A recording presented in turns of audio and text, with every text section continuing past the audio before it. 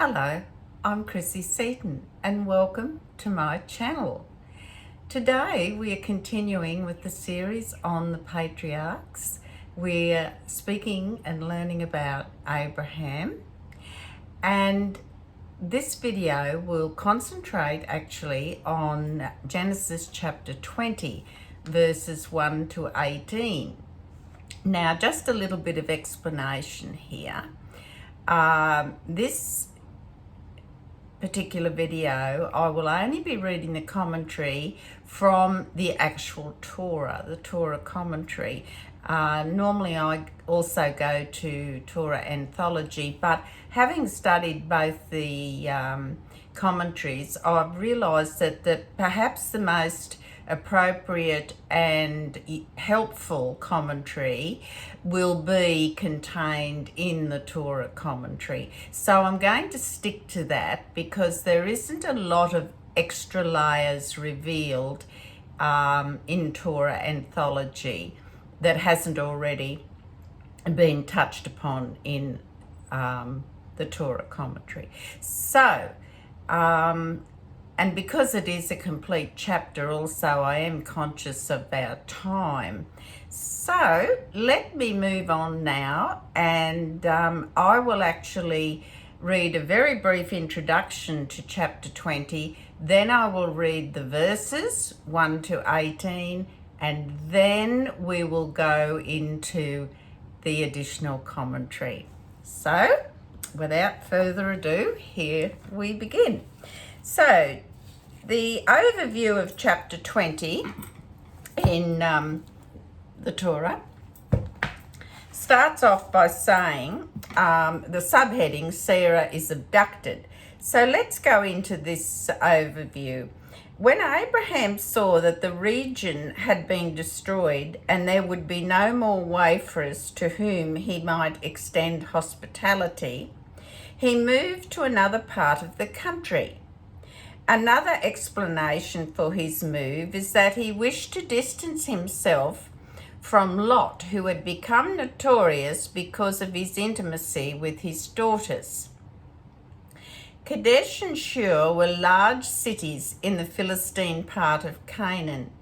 Abraham chose to live there because the area was heavily populated and would provide him with opportunities to spread his belief in God. Radak suggests that he settled in Philistia to establish his presence and thus the future claims of his offspring in another part of Eretz Yisrael, which is Israel. Although he had once felt the bitter taste of an abduction of Sarah, as the narrative will show, Abimelech was a righteous king by the standards of that time. And Philistia was a more law-abiding country than Egypt. That she was indeed abducted was one of the 10 trials to which Abraham was subjected. So here your minds are saying, here we go again, Sarah's going to get abducted again. Now, bear in mind, because we've skipped to chapter 20, we have not discussed the in-between as regards to the destruction of Sodom and the journey of Lot out of the city and being saved. So it has been my intention all along to stick just with the things that were immediately related to Abraham and of course Sarah. So that is why I've skipped a couple of chapters. All right, so that's the actual overview, the introduction to chapter 20. So now I'm actually going to read the verses 1 to 18 of chapter 20. Abraham journeyed from there to the region of the south and settled between Kadesh and Shur, and he sojourned to Gerar. Abraham said of Sarah, his wife, "She is my sister." So Abimelech, king of Gerar, sent and took Sarah. And God came to Abimelech in a dream by night and said to him, Behold, you are to die because of the woman you have taken. Moreover, she is a married woman. Going over now, we're at verse 4.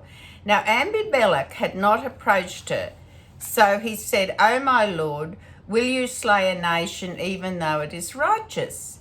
Did not he himself tell me she is my sister? And she too herself said, he is my brother.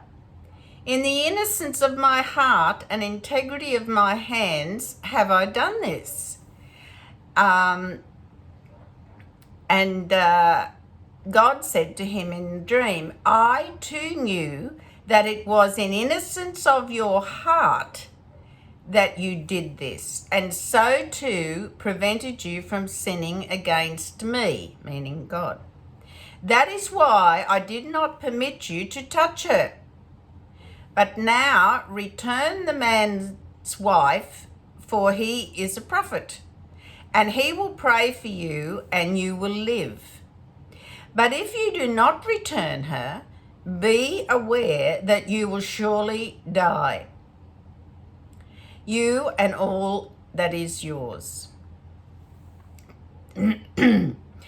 Abimelech arose early next morning and summoned all his servants and told them of all these things in his ears, and the people were very frightened.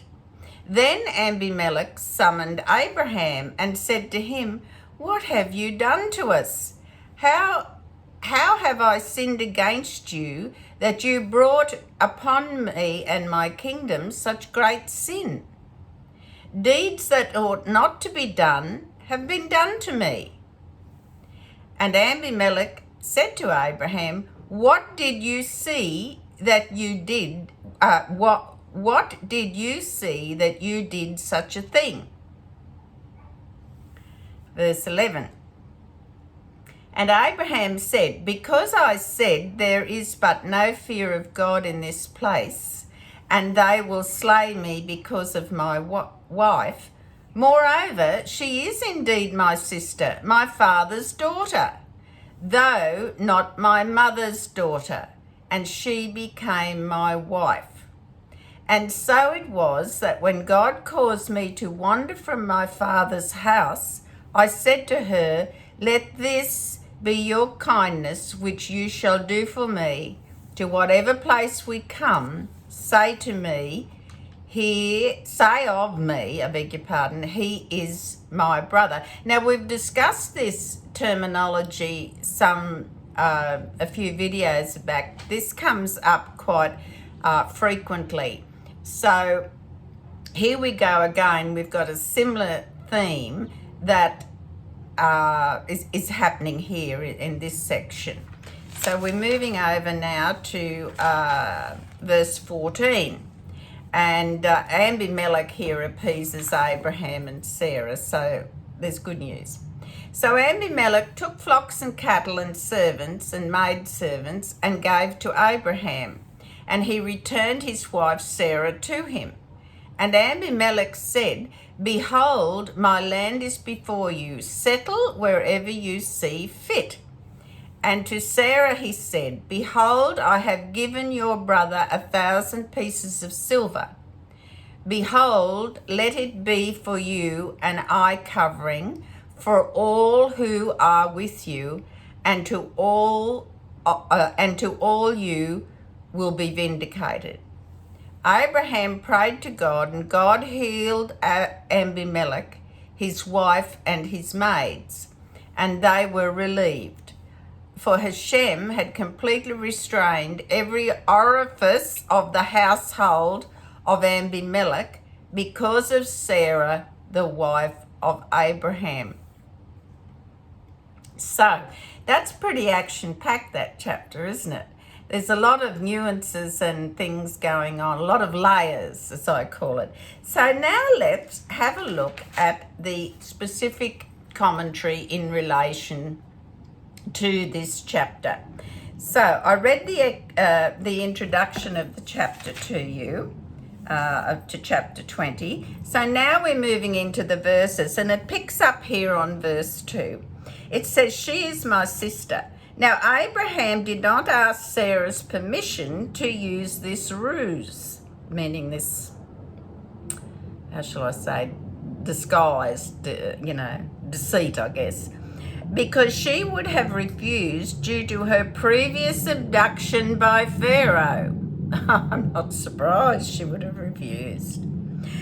On the other hand, he did not expect an abduction to take place in Gerar if the people thought she was his sister. They would have tried to convince her brother, meaning Abraham, to give her in marriage, but would not have taken her by force.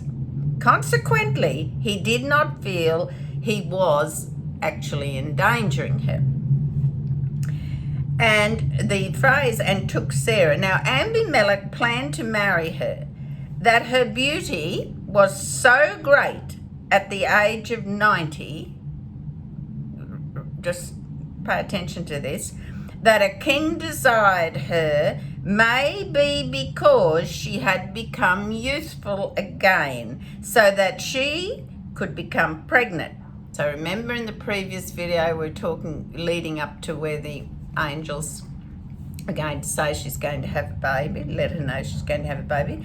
Alternately, he wished to marry into the august family of Abraham. Now, August means a great, a specific, special thing, an August moment, an August event sort of thing, not just the month of August. Now, verse 3, God appeared to Abimelech to warn him not to molest Sarah, an astounding phenomenon because prophecy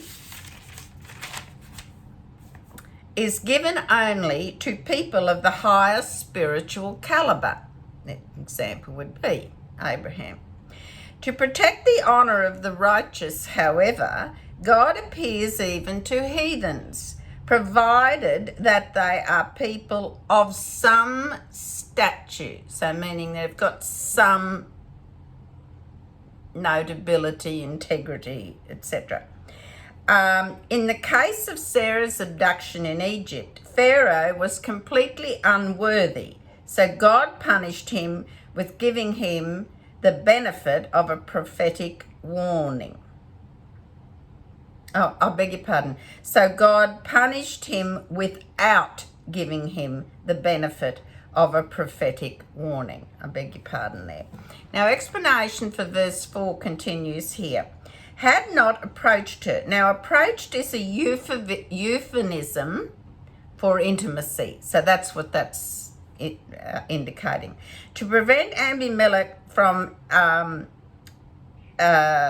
forcing Sarah to live with him, he was punished with impotence. Will you slay a nation even though it is righteous? Now, it is your practice to destroy nations without cause. So, if so, I must assume that you destroyed the generation of the flood and of the dispersion because without just cause, just as you now do to me. Abimelech was indignant at the suggestion that he had done something wrong, because in comparison with the bestiality of Sodom, Abraham and Sarah were treated hospitably in Gerar. Even her abduction could be seen in a positive light, for Abimelech was doing her the honor of making her his queen. Well, that was his intention. Now, continuing on, Abimelech felt that since his intentions were good, he was blameless. Judaism rejects this view. Good intentions do not purify a wrong deed. Its measure is whether it complies with God's will. If it is wrong in his eyes, then good intentions do not give it sanction. Moreover, lack of knowledge is its self-sinful, for a person has the obligation to seek instruction. A person in Abimelech's position has the further obligation to set an example of appropriate behaviour. Is it right that even an unmarried woman must fear the whim of every prince? Now, we're continuing on now with the explanation of verse 6. There's a quote, I prevented. Now, God was very much aware of Abimelech's good intentions, but it was he who had kept the king from committing adultery. Rav Abu says it is like a warrior riding at full speed who reined in his horse to avoid hitting a child. Whom do we praise, the horse or the rider? Surely the rider. So too God told Abimelech that he deserved no credit for not harming Sarah. It was God who stayed his hand. So there you go. Very good explanation. We'll continue on with commentary of verse 7 now. The phrase, for he is a prophet. Now, the implication is not that a prophet's wife should be treated differently than a commoner's. Rather, because Abraham is a prophet, he knows that you did not touch her, and therefore he will pray for you and you will live. From this exchange, the sages derive that one who injures his neighbour is not absolved from his sin, even if he pays all expenses and damages. He must also seek forgiveness from the one who was wronged. And that's very true. We've heard this said before. Now, verse 9 commentary. Deeds that ought not to be done. Abimelech argues, is it wrong for a man like you to cause harm to innocent people by claiming that your wife is your sister? According to Rashi, the deeds to which he referred are the unprecedented punishment that struck Abimelech and his entire household. All their bodily orifices were blocked. The reproductive organs, bowels, ears, and even noses. Very interesting. So all the orifices. Now, the explanation continues here to include verses 10 and 11. Abimelech's question in verse 9 were merely rhetorical and required no answer. Now, however, he demanded to know why Abraham deceived him. To this Abraham answered that as soon as he entered the city, he realized that the Philistines did not fear God. For when a man enters a town, should he be asked whether he needs food or drink, or whether the woman with him is his wife or sister? Since the people of Gerar were concerned only with the marital status of Sarah, Abraham realized that they lacked fear of God and consequently would not have moral restraint. That's reasonable, isn't it? Verse 12 commentary. Moreover, the word moreover, even where one is compelled to dissemble, he should remain as close to the truth as possible. Very true. Therefore, having explained why he was afraid to tell the truth, Abraham went on to say that even in the literal sense, his claim of being Sarah's brother, though misleading, was not untrue. Moreover, he never said explicitly that Sarah was not his wife. He merely emphasized that she was his sister. Now, although Sarah was his brother's daughter, so in other words, we've said before, Sarah was Abraham's niece. Sarah was his brother's daughter, not his father's, so that she was not his sister in the literal sense of the word. Abraham's statement was justified, since grandchildren are considered as children. Thus he could call Sarah his sister in the accepted figurative sense of the word. And you know, even by today's standards, we sometimes refer to friends and that as sister, or some religious orders or beliefs. And, you know, I have a couple of very close Noahide friends. I'm much older than them, but I call them my little sisters. They're taller than me, mind you. But that's a term of endearment, because I do feel like their older sister. And I'm sure all of you have had that experience. Even though you've got no actual blood connection, you will still often refer to people that are of similar ilk to you, or a long friendship as your sister, your loving sister. Now, this was Abraham's, verse 13 commentary here. This was Abraham's third justification. Since God had commanded him to become a wanderer, he resorted to this plan wherever they came to a new place. It does not imply low esteem for Abimelech and his subjects. So he's not just, you know, being insulting to them. Now, it goes on here and says, referring but to the idols with which Abraham had grown up. This was a concern for Abraham in Kasdim, when the idolatry of his father's home and country forced Abraham and Sarah to become migrants. They adopted this strategy. So in other words, they adopted this strategy of sort of referring to Sarah as his sister. Abimelech appeased Abraham and Sarah. Abimelech, this is now 14 to 18, the commentary here, verses 14 to 18. Abimelech appeased Abraham and Sarah. Abimelech knew that he had to appease both Abraham and Sarah, because he would not be healed unless Abraham prayed for him.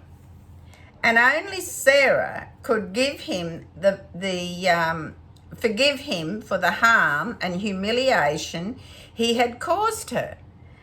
So he gave them gifts and humbled himself, and assured them that they could feel secure in this land. In this latter respect, the contrast between Philistia and Egypt is glaring.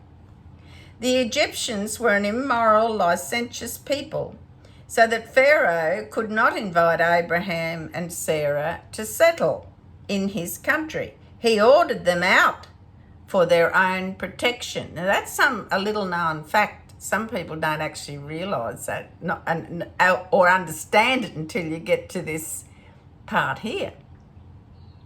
He ordered them out for their own protection and his, because if they were harmed, he would suffer divine punishment. So Pharaoh was thinking of his own skin, quite rightly so, at that stage.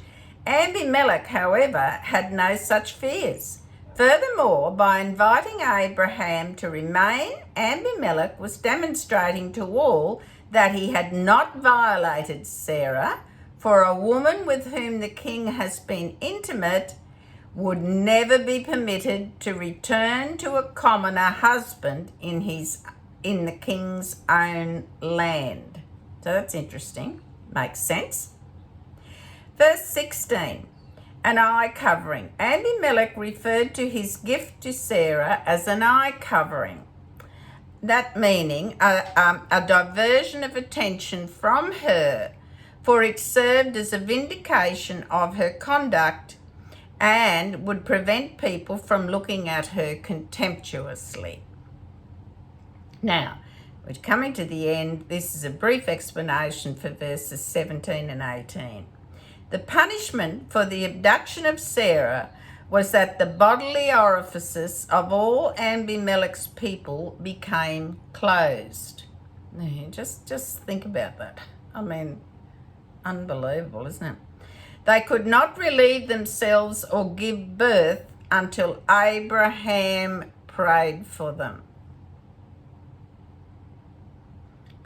I'll read the commentary on that verse just again. The punishment for the abduction of Sarah was that the bodily orifices of all Abimelech's people became closed. They could not relieve themselves or give birth until Abraham prayed for them. That's a really powerful explanation, statement. It's powerful to even think about that, isn't it?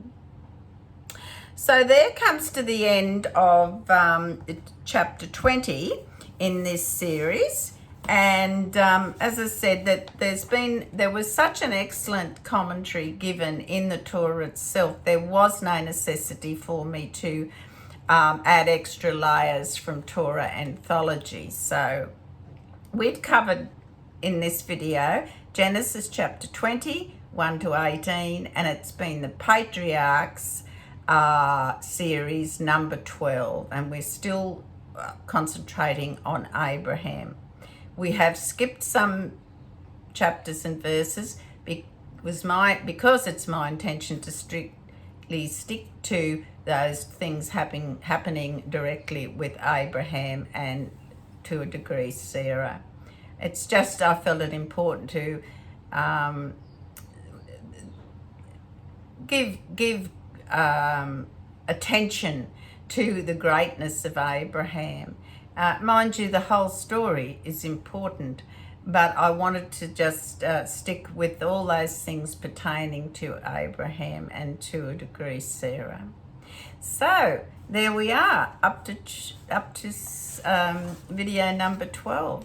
Thank you all again so very much for watching. I really appreciate it. I appreciate the subscribers, and I do hope in some way my videos do help you and shine some light on things.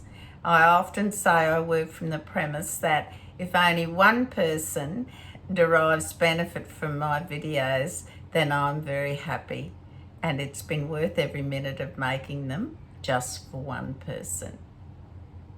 Many thanks again, and until next time, please take care and God bless.